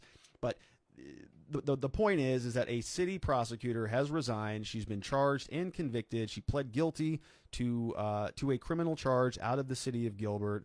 And this was somebody who for 20 years was prosecuting people for crimes. So you can say what you want about that. We've got a couple comments here. We've got one saying that prosecutor's a something. Then we've got, I'm glad some of them are being held accountable. Yes, we all mess up, but they deserve the same punishments they try and hand down. And I completely agree with that, right? There shouldn't be two different standards. And that's why I'm a little bit hesitant to call this one a bad Popo, because she did accept the penalty. She did plead guilty to this thing. It sounds like, she's probably going to get sentenced to whatever a normal you or I would be sentenced to on a first offense, sort of domestic violent type of thing. So we'll see. We'll see if she skates out of this. But there are officers, many times I've covered them in the past, where they will do something wrong and they'll be charged with a major crime, and it will be pled down to like nothing, a civil ticket, something. It's a smoking sweetheart deal, and we just don't see that here. So, this is this one's up in the air. You can decide whether or not Tracy is a bad Popo. I will leave that up to you to decide. Now, we can move on to the other ones. So that was the first one. Here's what we've got going on out of the prison system in Arizona. So we spoke with Andre previously, and he had explained that he actually, I think he mentioned that he may have actually met this person. So here's what we've got here. In our prisons, we have some pretty big problems happening with the coronavirus. We spent a lot of the show talking about it, but what happened very recently, and you can see it here on this document. Let me switch screens so you can see it just a little bit bigger. And you can see here on this screen that we have a whistleblowing disclosure that was filed on March 26. So whistleblowing means that somebody who is traditionally working for the government or knows something about what the government is doing calls that out. They're basically blowing the whistle on it. They're saying, listen, there's some bad things that are happening in place, and we need to notify the rest of the world about it. So here's exactly what happened with that. We had this letter, which was written on the 26th. It's being addressed to Governor Ducey and Dr. Chris with the Arizona Department of Health Services, is saying that there is some serious mismanagement and abuse of authority happening in our prisons. The guy who wrote this letter is a lieutenant, and he's in the Department of Corrections, Rehabilitation, and Reentry section at the Lewis prison. He says he's very concerned about what's happening with the coronavirus. Here's why. And I want to read this verbatim because it's very well written and it's pretty short. So it's just about a couple paragraphs. Here's what he says. I am deeply concerned with the response to the coronavirus issue. Understand that while the rest of the country is engaged in social distancing, our employees, as part of their job, must come into close personal contact with hundreds of inmates on a daily basis. So this is what we talked about with Andre. On a daily basis, several thousand correctional officers come into close personal contact with approximately 40,000 inmates and then return to their homes. Because of the nature of prisons, no social distancing whatsoever, and you heard that from Andre. He did mention that sometimes you have groups of 40, 50 people sitting around in common areas together. He says on a daily basis, so on and so forth. Because of the nature of prisons, it will spread quickly, infecting inmates and staff throughout the state. Any staff infected at work in prison will bring the virus back to their families and communities. So exactly right. So, a lot of the time people will forget about people who are in custody and they'll just say they're on their own. I'm not worried about it. That's obviously not the case. This is going to be something that is brought back repeatedly to everybody else throughout society. So here's what this letter goes on to say. Staff are absolutely aware of these facts, and they've been requesting what they call PPE, personal protective equipment. N95 masks have been declined to have been given to staff. Any of the prison track record of ignoring officer safety, and so on and so forth. There was a lot of this stuff going on. There were some broken locks, and people were getting out. I think somebody got killed as a result of it. So they're kind of saying that we've got a long history of problems with the prisons. And the letter goes on. Accordingly, many staff have decided to take their personal safety into their own hands. They have purchased their own masks, and they're bringing them to work to have attempted to wear them. Supervisors were told that corrections officers were not allowed to wear their own equipment, and they will not be issued any by the prison. The direction seemed short-sighted and so dangerous. I could not believe that it came from Director Shin, who we're going to talk about. Director Shin is bad Popo number 2. A few days ago, Director Shin held a town hall meeting at Lewis Prison to discuss coronavirus issues. After Director Shin finished his presentation, I was the first to ask whether officers are permitted to wear their own PPE in prison. I was shocked at his response. Director Shin confirmed that he had given the order forbidding staff from bringing in their own PPE. He'd given this order because he believed that the masked officers would scare the inmates.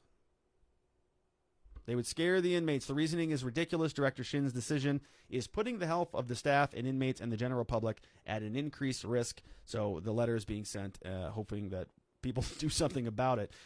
Yeah, I mean, you just heard from Andre. Do you think that if you saw some prison guards, some officers wearing masks, that Andre would be particularly scared of them?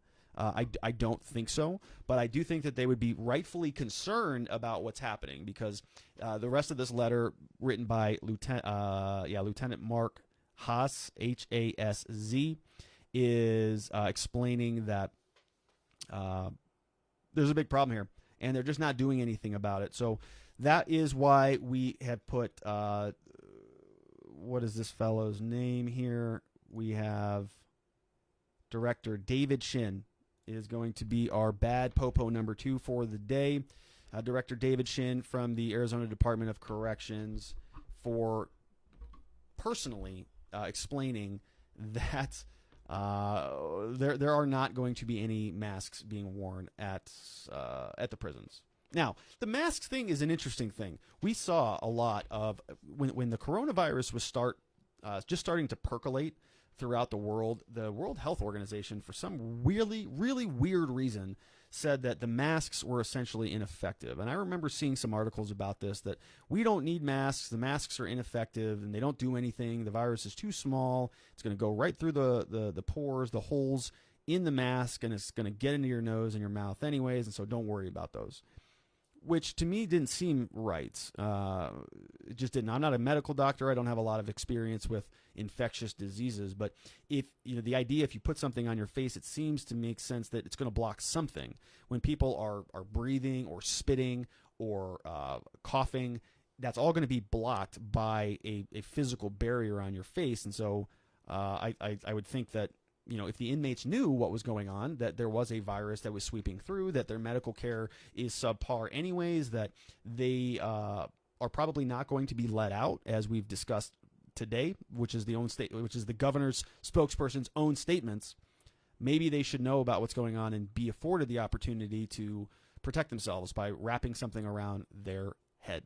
So that's that. Director David Shin from the Arizona Department of Corrections got called out by a whistleblower, and for that reason, we're going to be calling him a bad Popo. Bad Popo. And we had some other comments here saying, yep, it's protective to a good degree. The N95 blocks droplets, which is how COVID-19 is transmitted. That came from James Luna. Yes, it's protective. Shenanigans. I like that. So Luna says shenanigans for Director David Shin. I like that. I like that a lot. All right, so that's that one. Now our very final, our number 3 bad Popo of the day is a pretty bad one. Let's swap back over here. So what we've got here is a Baltimore police officer who fatally shot a man on Monday evening, has four previous fatal shootings in his career. So this Baltimore police officer has 5 kills under his belt by being a police officer in Baltimore. This article comes from the Baltimore Sun, baltimoresun.com. The Baltimore police officer who fatally shot a man in East Baltimore on Monday night has previously shot and killed 4 other people in the past decade. Over the 10 years that this officer has been around, he's killed 5 people. 5 people. I know a lot of officers go their entire careers without killing anybody, and this guy's got 5 under his belt. The officer is identified by sources, and his attorney is Sergeant Joe Wixzulis, and don't have a picture of him. Well, we think we have a picture of him. Let's take a quick look. What do we have? This guy, Dr. Joseph Wixzulis. So let's get him on the screen. Let's get that guy off and that guy off. Okay, there he is. Sergeant Joseph Wixzulis, Baltimore police officer. So this guy, he killed somebody else this past Monday night, and he's been involved in a number of different shootings in 2010, 2013, 2016. In 2016, there were 56 rounds that were being fired. It killed a father and a son. In all 5 shootings, police said Wixzulis and other officers came upon the suspect who was carrying a gun. In the previous instances, prosecutors have cleared him of criminal wrongdoing each time. Of course they did. And here's what some of them say. He's an outstanding officer who's been assigned to some of the most dangerous areas in Baltimore City, and every one of his shootings have been justified and have reviewed extensively by the Baltimore City State Attorney's Office, says Michael Davey, an attorney who works within the police union. He's an active duty officer who gets involved in fighting crime, and these things happen. I mean, yeah, they happen 5 times. 5 times he's got to kill 5 people. So a relative of Eton Tanzimore, 38, who was killed Monday, said he was running to safety with his relatives when he was shot. Through an attorney, they called for a federal investigation of the shooting as well as Wixzulis's past shootings. Something is not right here, says attorney Ivan Bates. Police Commissioner Harrison said that the officers were called at 6 p.m. and at the time they said that we believe had been firing that weapon on his block. So, look, 5 total deaths is a lot. That is a lot of regular civilian people who have been killed by Sergeant Joseph Wixzulis from Baltimore. The Baltimore police officer fatally shot and killed another guy this past Monday. So, these types of stories are insane to me. I don't know how this guy is still on the force or still allowed to be on patrol. I mean, it's not outside the realm of reason that, yeah, maybe every one of those things was justified. Maybe the guy just does have 5. He does fight a lot of crime. He's like, Jack Bauer of 24 for Baltimore Sun out there just, decimating criminals everywhere they turn. And, unfortunately, they try to kill him every single episode. I don't tend to believe that. In my mind, this guy is somebody who's got a very, very itchy finger. He knows that he's been killing people for the last 10 years or so, 2010, 2013, 2016, and now 2020, and nothing has ever happened to him. The union has his back. The prosecutor's office has his back. The police department has his back. So he just gets to stay on the streets and continue to execute people without any due process, without any jury, without any thought much behind it. It's just he gets to be the judge, the jury, and the executioner. So scary deal that Joseph Wixoulis is out there wandering around the streets in Baltimore. Not a good thing, but I absolutely would say that this guy is a bad Popo. I don't think there's any reason at all that 5 people need to be killed in the line of duty. You know, I don't know the specifics about each particular incident, but I'm just going to go ahead and guess that this guy is a bad Popo, and we're just going to leave it at that. So we've got 3 bad Popos. We talked about the prosecutor. Well, that one was questionable. You can decide on that one whether or not that one is a bad pro, but we do have some other bad Popos. We had the director from Arizona Department of Corrections, who is specifically taking action and saying things to not deal with the coronavirus. Don't wear masks and don't do anything to scare the inmates, like, you know, informing them about a global pandemic that's going to be sweeping through the prison anytime soon. That's just one thing. But then we also finally finished with our pal, our bad Popo from Baltimore, and Joe Wixoulis. We are going to memorialize that one. So that's it for our bad Popo section. Let's take a look at some of the questions from the chat. See if we have anybody who wants to hop in here. And we got one from Luna Wise. This is so unrelated, but should we be concerned at how police are reacting to unlawful gathering? That phrase really scares me. I try not to even look at what is posted on the media too much, but it scared me. I saw some dummies at a birthday party, and like a whole force showed up to disperse them. Worried. It seems so 1960. James says, in California, they urge utilizing the National Guard to enforce stay-at-home orders. Yeah, so I don't think that it is unreasonable to be concerned about these things. These things are happening every single day, and we are seeing it slowly creep up on us. Now, if you remember, we can just rewind the clock back just a little bit. This all started very small. Remember when the federal government started slowly shutting things down? They shut down the flights to Europe, and we all said, wow, that's a big deal. That's pretty crazy. They are shut, you know, this has never happened before. What are we doing? Oh my gosh, everybody should freak out. And that felt like it was a year ago. They shut down the flights. Then they shut down other things, and they started shutting down things like gyms and dine-in restaurants. Then they shut down everything. Now it's shelter at home unless you're an essential business. Now, I covered it at the beginning of the show. We had some of those other articles. This was Luna's question, and you may not have been on, but there are different enforcement activities that we're seeing around the country. The Arizona Mark Brnovich, Attorney General, says cops can enforce those orders.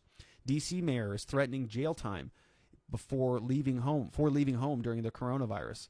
The inmates at Rikers Island are actually, digging grave sites. Apparently, they've been doing that for a while. I don't know much about it, but the headline is certainly scary.